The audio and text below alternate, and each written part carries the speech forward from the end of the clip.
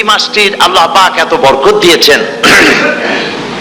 এই মাসটি সম্পর্কে রাসূল করিম সাল্লাল্লাহু আলাইহি ওয়াসাল্লাম আখিরি শাবানে খুতবা পেশ করেছিলেন এবং সেই খুতবায় তিনি বলেছিলেন, হে উপস্থিত জনগণ, হে মানব মণ্ডলী, আল্লাহ পাক আমাদের জন্য একটি পবিত্র মাস আমাদেরকে দিচ্ছেন, দান করেছেন, যে মাসটির নাম হচ্ছে রমাদান।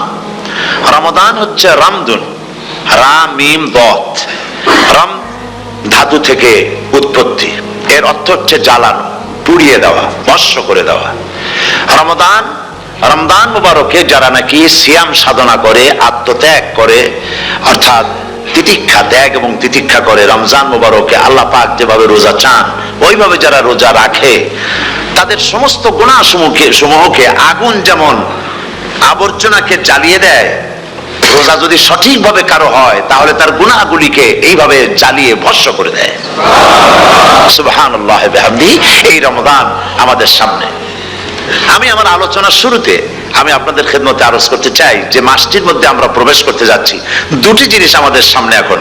একটি হচ্ছে আমরা মাহে রমজানকে ইস্তেকবাল করতে যাচ্ছি, মাহে রমজান আমাদের সামনে। দোয়া করে নেই যে আল্লাহ পাক এই পবিত্র রমজানের সম্মান করার মতো তৌফিক আমাদেরকে দান করো, আর যেভাবে রোজা রাখলে পরে তুমি খুশি হও সেইভাবে আমাদেরকে রোজা রাখার তৌফিক দান করো, বলি আমিন। এটি হচ্ছে সর্বশ্রেষ্ঠ মাস আল্লাহ পাক মুসলমানদের জন্য দান করেছেন। আবারও বলি আলহামদুলিল্লাহ।